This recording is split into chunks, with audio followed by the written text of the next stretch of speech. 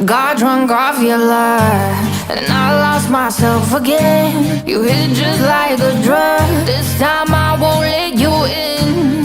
You're playing with fire. Herkese merhaba arkadaşlar. Bugün Lords Mobile'de LF loncasındayız. Ve hepsi manyak nickli Servet arkadaşımızın kalesini değerlendireceğiz. Kalesini yeni almış. Şu an ekipmanlarla ilgili geçen savaşta sorun yaşamış. Kendisinden güçsüz. Rakiple problem yaşamış. Ondan dolayı kalesine bakıp değerlendireceğiz arkadaşlar. Şöyle kalenin içini, görünümünü bir bakalım. Bak, burayı güzel yapmış. Artık Lords Mobile dekorasyondan da ibaret. Şöyle baktığımız zaman şuraya bunu yerleştirmesi bence güzel olmuş. Herkes de şurada dururken güzelce süslemiş. Buraya ne yapmış onu anlamadım. Gece konduları yapmış herhalde.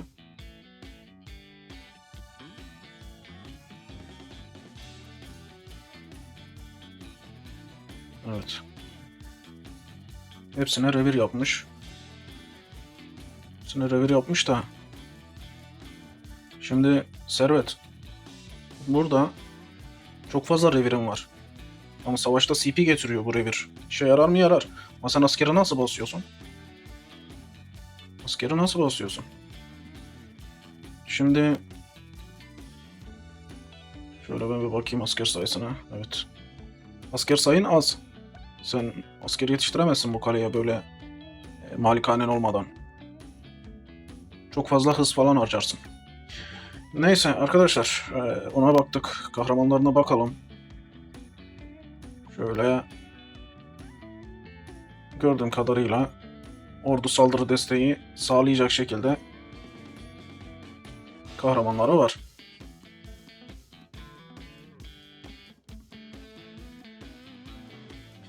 Şimdi ben normalde Servet'ten raporları istedim ama raporları silmiş.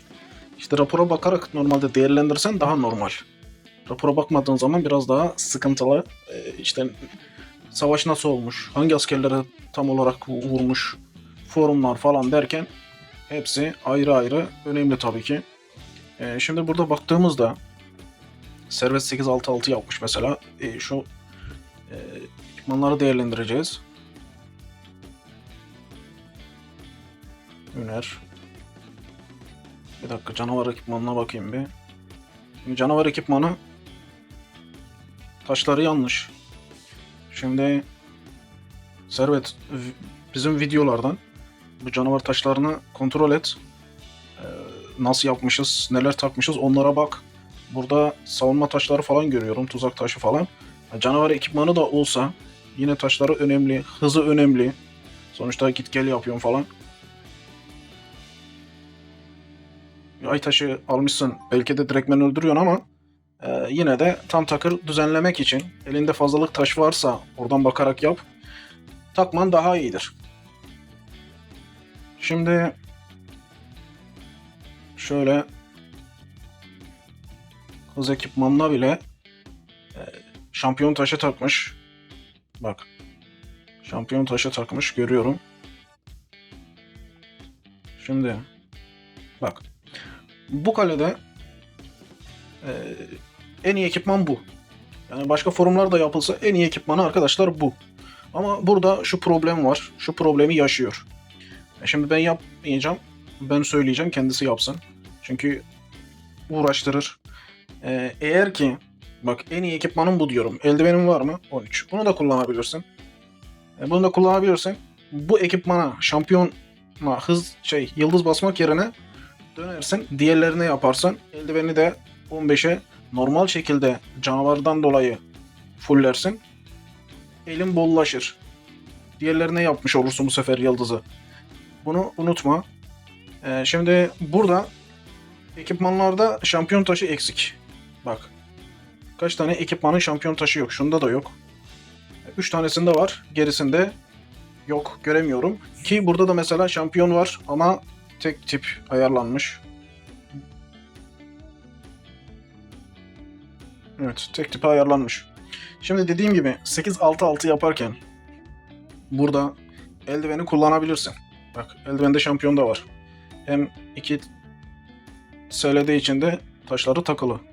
Sonrasında buradaki tek tip artı 10 vereni çıkartman lazım şunları. Şu üçünün çıkması lazım. Buraya şampiyon taşı takılması lazım. Üçüne. Burada ister piyade ekip taşını çıkar ki bana sorarsan şunu çıkarsan daha iyi. Artı 10 veriyor çünkü bu. Bu senin en iyi ekipmanın olacağı için söylüyorum. Yani normalde böyle kalelerin 4 tane 5 tane ekipmanlı şampiyonlu kalelerin en iyi ekipmanı bu olduğu için bunu en iyi yapmanız lazım. Çünkü diğerlerini çok sağlam şekilde kullanamazsınız. Değiştirseniz de kullanamazsınız. Bu tüm böyle kaleler için geçerli. Çok fazla video yaptık mesela. Bu kalelerde çok fazla formasyon yapamazsın. Saldırı planı fazlaca yapılmaz zaten. Şimdi dediğim gibi bunlara şampiyon taşı takman lazım. Bunu aynı şekilde değiştirip şampiyon takman lazım. Bu normal. Bak kafalık mesela su arı. Ama bunu çıkart demiyorum çünkü bu CP veriyor. Bu durabilir. Şimdi örnek bir tane kaptan vardı mesela. Kaptan bu ekipmanı her şey için kullanıyordu. Her şey için. Bak. Bunu kenara koy söylediğimi. Adam mesela ekipmanı böyle ya. Şuradaki kupalara da sadece süvari taşları eklemişti. Mesela burada eldivene şampiyon takmasa bile buraya süvari eklemişti. Aynı bu şekilde adam takılıyordu. Bak bu ayaklığı da değiştirmen lazım. Buna da okçu takabilirsin. Okçu olarak durabilir. Artı 10 vermesindense artı 20 verir. Tabi tek tipleri bozman lazım bu şekilde.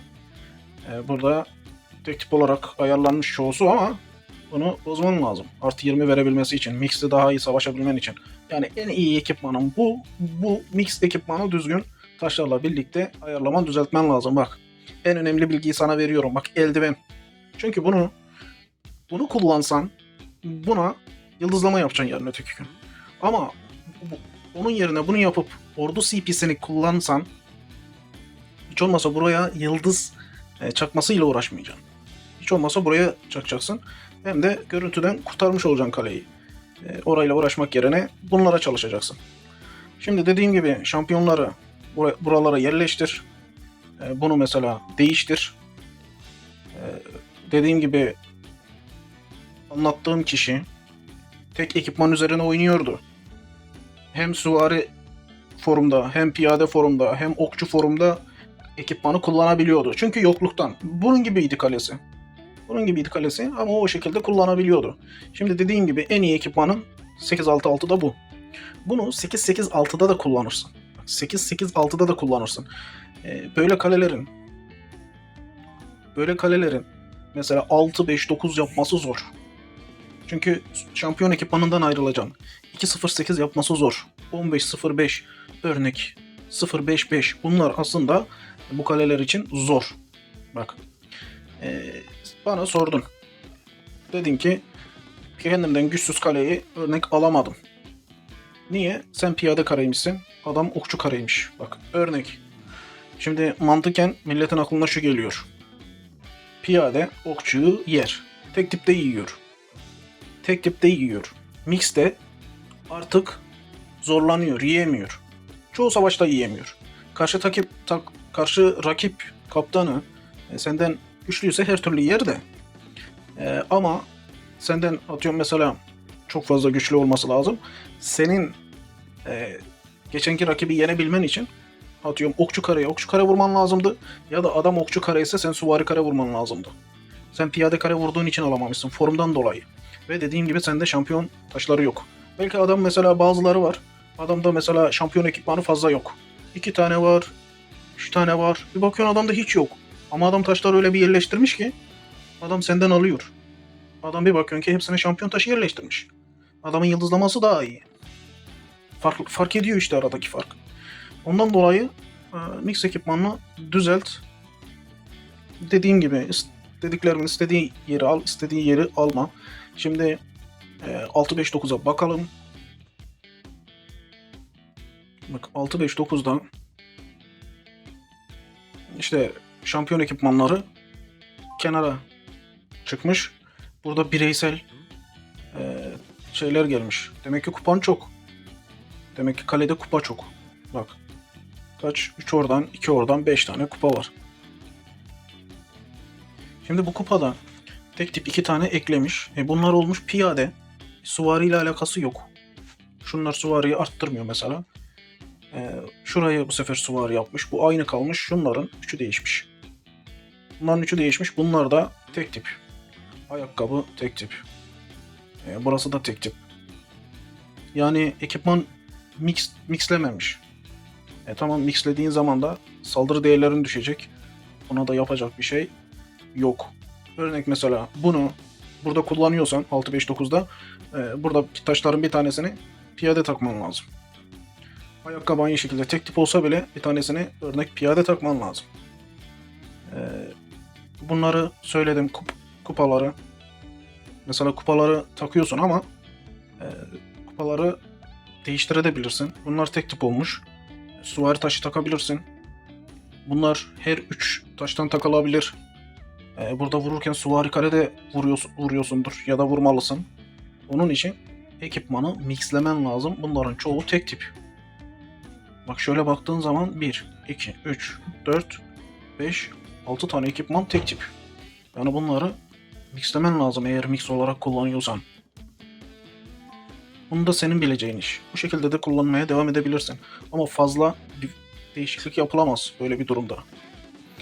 Şimdi buna baktık. Bunda örnek mesela ne yapabilirsin? Başkaca atıyorum, süvarini arttırmak istersen mecbur bunlardan da 1-2 denemelik kullanıp süvarini arttırman gerekebilir. Şuradan bakayım bir süvari saldırı desteğine. 341. Piyaden 287.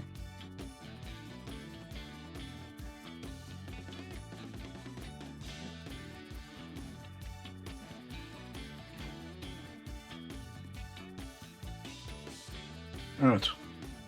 Dediğim gibi burada süvarini arttırmaya çalışmışsın ama şampiyonlar bu sefer kenara geçmiş. Onun yerine bunlar gelmiş. Bunda sorun yok. Sadece dediğim gibi eğer mixte kullanıyorsan, mix ekipmanlara yönelmek istiyorsan hisarlar üst gibisine, bunları mixlemen lazım taşlar bakımına. Şunlarki yarım. Bak şunlarki yarım zaten. Şu 4 tane taşın da yarım olmuş oluyor. Burada birinci elinde ne var bir bakayım. Tamam, yapacak bir şey yok. Bunu kullanıyorsan kullanabilirsin. Şunu da mesela yapılmış. Bunu da kullanabilirsin. Niye? Süvari piyade olarak adam yapmış. Bu da kullanılabilir. Çünkü bu süvariyle piyadeyi arttırıyor. Bundaki amaç en çok süvari saldırı desteği olsun. Sonra piyade, sonra da okçu olsun gibisine. Ama bu 8-4-8 gibi bir form tutuyor. Dediğim gibi burada bu şekilde ayarlamalar yapabilirsin. Tabi savaş esnasında bunları kullanarak bakman lazım. Ama dediğim gibi en iyi ekipman bu. Çoğu kalelerde var mesela. Adam hiç 6-5-9'u falan kullanmıyor. Adam sadece 8-8-6'yı kullanıyor. 8-8-4'ü kullanıyor pardon. Bir de bu şekilde 8-6-6 ya da yine 8-8-4 yapıyor. Hem piyade kare yapıyor, savunma yapıyor, hem okçu kare yapıyor. Aynı şekilde iki form kullanıp gidiyor. Diğerleri detaylı. Nasıl detaylı? Aksesuarda şampiyon ekipmanlı diğer ekipmanlar olduğu zaman onlar bu sefer değişmiş oluyor. İşler değişiyor yani. Bak, tek tipe hepsini koymuş. Bu saldırı değerini en yükseğe çekmek demek. Hepsini tek tip olarak dizmiş. Tabii ki doğru. Tabii ki normal. Ama Hisar Savaşı'nı önemsediğin zaman bu değeri geri çekiyor. Bak, piyadeyi aldık. Menzilliyi aldık.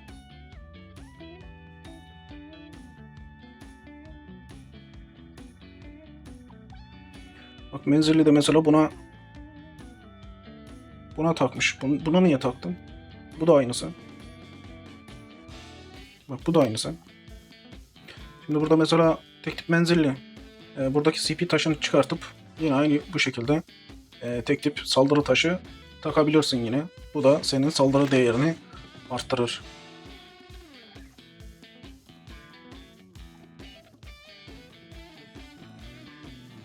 Bunun süvarisi yok. 2-0-8'e süvari saldırı diye yapmış.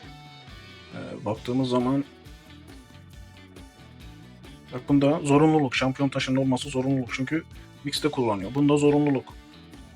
Diğerlerinde tek tip olarak ayarlamış. Bu normal. Tek tipler normal arkadaşlar. Bak 15.05 yapmış. Yani diyor ki burada piyadeyi kullanacağım ben diyor. Ve her şeyi piyade olarak, ekipman olarak piyade olarak eklemiş, bırakmış buraya. Evet. Burada da iki tane yaratık miğferi görüyoruz. Burada da piyadeyi çalıştırmak amaçlı yapmışsın.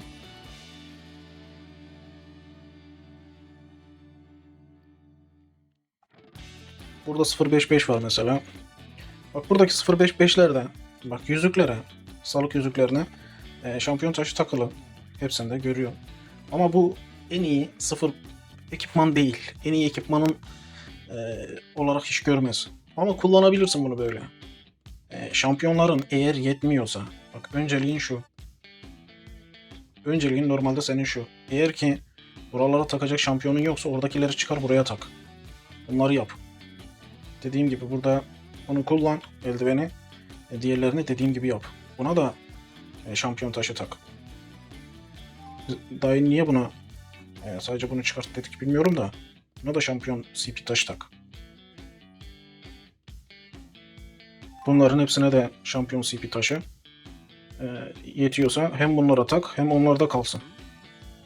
Şimdi 0.55'te tabii ki en iyi kullanacağın ekipman bu.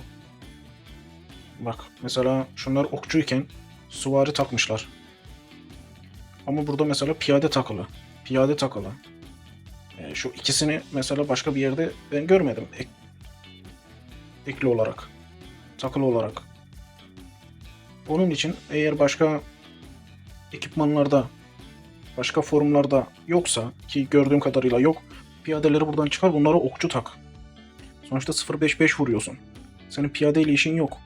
Piyadeye az bir şey atıyorsun. Eğer ki bu formda vuruyorsan. Şimdi buna da gireyim arkadaşlar. Bu formda vururken piyade V vuruluyor. Piyade V. Burada piyade örnek 50k atıyor adam. 100k atıyor. O kadar piyadeye atıyor. Geri kalan okçu ve süvari oluyor arkadaşlar. Onun için burada piyadeye dair ne varsa olmaması lazım. Çünkü önemsiz. Piyade sadece önde oyalama taktiğiyle iş görüyor. Ondan sonrası okçuyla süvariye kalıyor. Bu taşların buradan çıkması lazım. Bu şampiyon CP'lerin buradan çıkması lazım. Diğer tarafa yetecek kadar varsa oraya takar, buraya dokunmaz. Ama diğer tarafa yetmiyorsa bunları çıkarıp oraya takması lazım. Evet, canavar ekipmanına değindik. Buradaki mesela şurada tuzak taşları var, şeyler var falan. Bunları düzgünce daha hızlı, sefer hızı olacak şekilde ayarlayabilir kendisi kalede. Burada yağma var mesela. Onu da kendisi bir şekil yapmış. Şimdi genel anlamda baktık. En iyi ekipmanını aslında söyledim. Şimdi savaş sarayına gideyim. Bakalım oraya ne koymuş. Duvara da bir bakayım. Bak biri duvarına vurmuş bunu. Gel işin içinden çık. Bak duvarında bir şey yok. Bir kaleye rastgele vursa hisarlarda falan ya da hisarlarda demişim. Yani bu kale hisardayken kaleye ihtimalle vursalar mesela hem lideri yok hem hisarlar yok. Kale bitik. Kale gider yani. Bak şurası da yanlış. Şu. Şurada mesela lanetli avcı var. Bu yanlış.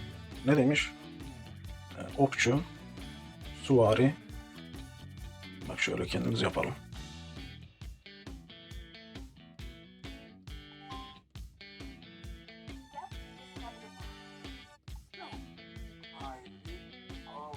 Evet bu şekilde durabilir.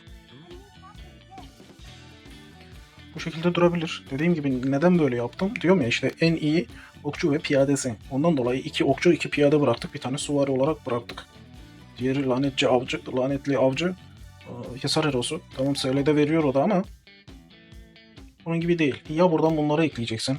Bak mesela piyade koyalım, okçu koyalım. Bir süvari olsun. Yine piyade. Bunları ekleyebiliriz. Ya da şunu. Yılansı yok mu? Galiba yok. Yılansı 8'deymiş. Yılansı 8'deymiş. Neredeyse de tamamlamış. O zaman bu şekilde bırakacağız. Şampiyon ekipmanı olduğu için böyle bırakıyorum. Ve asker sayısı az olduğu için böyle bırakıyorum. Ama şimdi bana soranlar var mesela. Kalede duvar nasıl olmalı? Savunma nasıl olmalı? Arkadaşlar ayrı ayrı bunun kendince taktikleri var. Ya paralı kahraman olarak, yoldaş olarak dizeceksiniz. Ya da örnek mesela ne savunmayı planlıyorsun?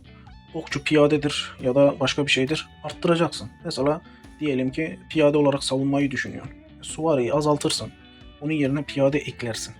Anlatabiliyor muyum? Onun yerine piyadeyi eklersin. Ya da şöyle yaparsın. Piyadeyi koyarsın. Şöyle. Ya bu gibi taktikler yapabilirsin. Ama normalde mesela milletin aklına ne gelir? Paralı yoldaşın varsa paralı yoldaş eklemek iyidir. Suvar. Bu şekilde dursun. Şunu niye koydum? 2 tane okçu olsun dedim. Bu ordu CP veriyor arkadaşlar. Tamam, menzilli saldırı desteği arttırıyor ama dediğim gibi başka menzilli ordu saldırı veren yok. Şu var. Bu sadece saldırı desteğini 20 veriyor. Diğerleri kullanılmıyor. Evet.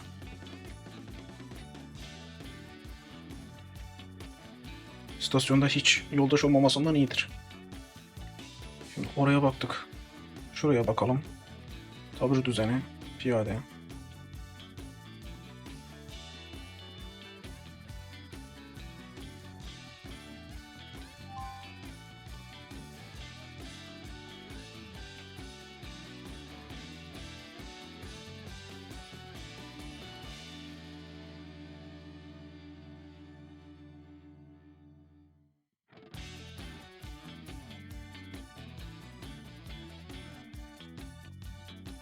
Ve tek tek de kullanılabilecek şeyler.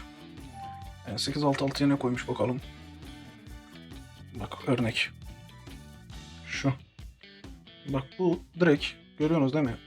Tamam. Üçünde de etki yaratıyor ama sonuçta mix'e gidecek bu. Yani dediğim gibi bu kullanılması daha iyidir arkadaşlar. Ordu max CP'sini arttırıyor. 2 okçu, 2 piyade, bir süvari. Normaldir. Şimdi yoldaşta 2 piyade, bir okçu. Buraya da okçu koymuş. Evet, kullanılabilir. Ama mesela bunu buraya koyuyorsan, okçu savunmayı düşünüyorsan bunun yerine şöyle 2 okçu, bir burada ayrı okçu gibi kullanabilirsin. Şu an buna dokunmuyorum. Bu şekilde mesela 866'da pardon, sen şey olarak bakmışsın. Yani 866 yapacağım, piyadesi fazla olsun gibisine bakıyorsun. Ondan böyle yapmışsın da örnek sen bunu yaparken o zaman şöyle yapman lazım. O zaman böyle yapman lazım. Piyade karede savunurken. Sen okçuyu kullanıyorsun mesela. Okçuyu kullanırken mesela bu çalışıyor mu? Çalışıyor. Nerede? Okçu karede. Süvari karede. Bunlar çalışır. Şu süvari de aynı şekilde. Okçu karede de süvari karede de denk gelebiliyor. Ama piyade kare kullanırken mesela ya şunu ekleyebilirsin. Ya da bunları hiç eklemeden direkt paralı yoldaşları kullanabilirsin. Şu yılansıyı yapıp yılansıyı onun yerinde kullanabilirsin.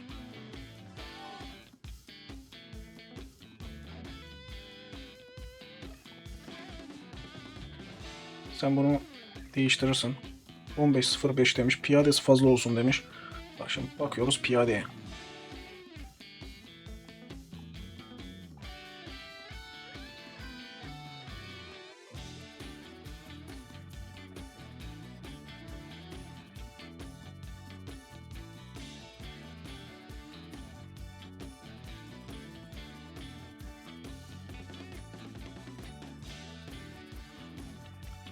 Evet, bunun yerine bunu eklemen daha iyi. Evet. Şunu eklemen daha iyi. Neden daha iyi? Bak bunu tam olarak mixte vurmuyorsun. Yani burada senin ordu savunma çok fazla iş yapmıyor yani. Sana gerekli şey şu. Çünkü piyade olarak vuruyorsun sen. Yoldaşlara bakalım. Piyade piyade bu. Bak burada mesela bunu kullanmış. Kullanabilir normal. Evet.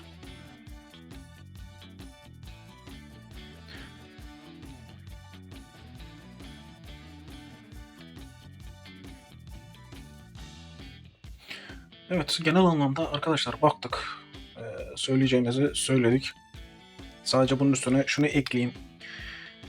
Şimdi kalede şu an ayarlanması gereken çok şey var. Neden? Ama kendisi ayarlasın. Çünkü bir ton taşına dokunmam lazım. Bir dokunursam 50 tane taşa dokunacağım. Neden? Onu söyleyeyim. Sonra devam edelim. Şimdi bak burada üçlü var. Şu var 4. Bu var 5. Bak 5. Şuna geldik. 5 bir dakika. Şuna geldik. Bak. Şu üçlü var. Etti 8. Diğer tarafta eldiven vardı. Etti 9. Gibi. Eldiveni de kullanır kullanmaz kendisine bırakıyorum. Ondan dolayı hiç olmazsa videoyu izler, değerlendirmesini yapar. Ona göre kullanır. Ama 3-5 bir şey olsaydı mesela değişimini kendimiz yapabilirdik. Kendim düzeltebilirdim ama taşlarında falan çok oynama yapmak lazım. Tek tip ekipmanları taşları değiştirmesi kendisi düşünmesi lazım. Onun için sadece söyledik. Bu da mesela tek tip yapılmış. Tek tip yapılmış ve tüm ekipmanlarda mesela var. Tüm ekipmanlarda kullanılıyorsa mesela örnek bir tane taşı değiştirilebilir. Şimdi değerlendirmemize gelelim. Şimdi arkadaşlar değerlendirirken bakın eski sistem artık yok. Eskiden tek tip olarak millet savaşıyordu. Yuvalara vuruyorsunuz tek tip mesela forumu aldığınız zaman siz o ekip o asker tipini tek tipe dönüştürüp vuruyorsunuz form olarak. Alabilirsiniz. O normal. Ama şimdi bak adam süvari kare ise sen okçu kare vurduğun zaman adamı alamayabiliyorsun. Süvari kareye piyade kare vurduğun zaman bir bakıyorsun adamı alıyorsun. Adamdan güçlüysen süvari kare vuruyorsun yine alabiliyorsun. Anlatabiliyor muyum? Yani okçu kareyle adamı alamayabiliyorsun. Biz çok yaşadık yani. Okçu kare adam. Sen piyade kare vurduğun zaman alamıyorsan sen oraya süvari kare ya da okçu kare vurman lazım. Tabi ekipmanın falan normal düzgün olması lazım. Dediğim gibi eski sistem yok. Artık mixte işler değişiyor.